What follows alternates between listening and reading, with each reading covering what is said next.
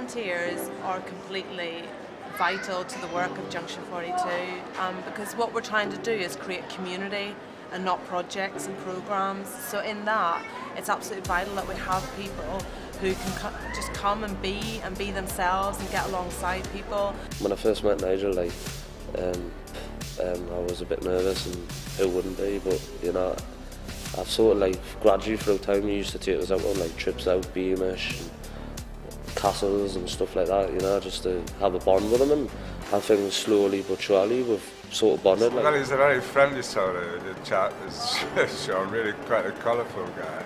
So it was really easy to get to know him, actually. It was a really good start. It was a bit mother-daughter, I've got to say. You know, Still is. Yes, yeah, mother-daughter relationship. Natalie would probably say I'm very honest with you, aren't I? Very straight. But she knows I love her. The most important thing was to make sure that I was real, I was me, and I think you have to be yourself in those situations when you're mentoring, because that helps to build up trust, and you can only be you in the long term anyway. I slowly built a relationship with him, and I feel like he's sort of like my granddad now. It's made a massive difference. I've gone through quite a few things where, especially at the Christmas last year, I had Lily taking offers. When I came home, we met up very quickly.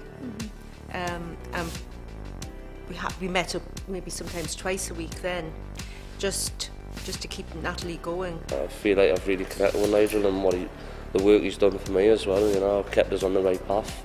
Yeah, I would have gone off for a certain length of time, but I always know that I've got family and friends around us to support us through what I go through. I think once you get to know someone, it's actually really important that you see beyond the surface really and understand who they really are.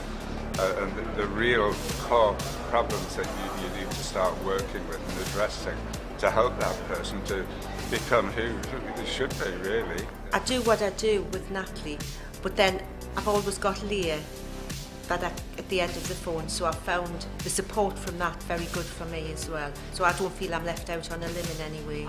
Matching people from the community with people who were coming from prison could be a very powerful thing, but it also had to be done in quite an organic way.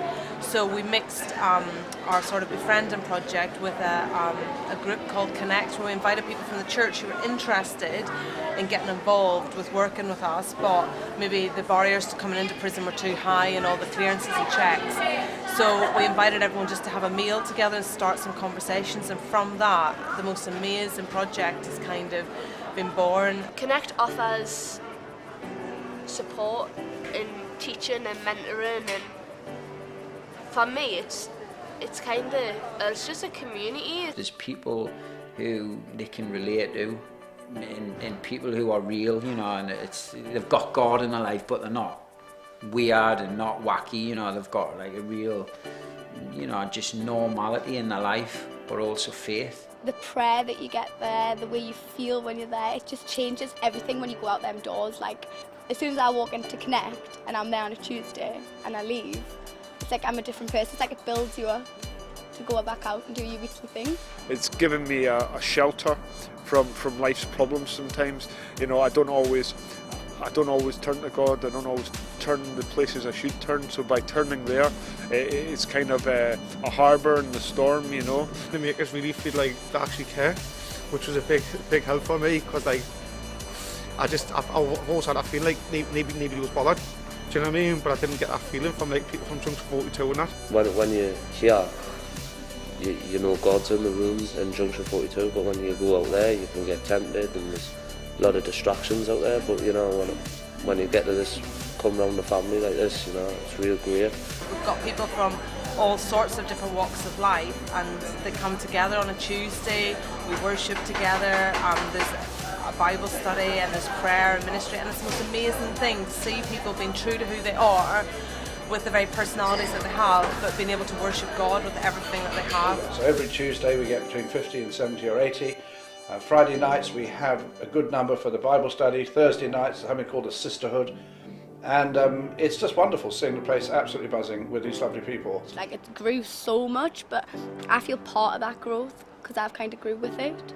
It's not a volunteer thing, it's not giving charity to someone else. It's you just become friends, and when you become close friends, you obviously get more and more involved in each other's lives. One of the main things, because I've grown up in the church, is when you see people who came from a background who, like, they've never understood Jesus, and yet when they first encounter Jesus and encounter the Bible, it's like you see it from a completely new perspective. So I've understood grace to a whole new level. I've had a few struggles since I've been out, and I've always been there to support us, you know what I mean? Even though I haven't been all together there, they still never like abandoned us and thought, yeah, we'll give up on that. Since the start, people have just been so real. It's a really welcoming environment. People just turn up, even if they're feeling really rubbish, they'll come. I need to be around positive people, because if I feel like I'm in a negative group of people, then I don't feel like I belong. But I know that Junction 42 is me home, and even if I've gone through hard times, I wouldn't always come here.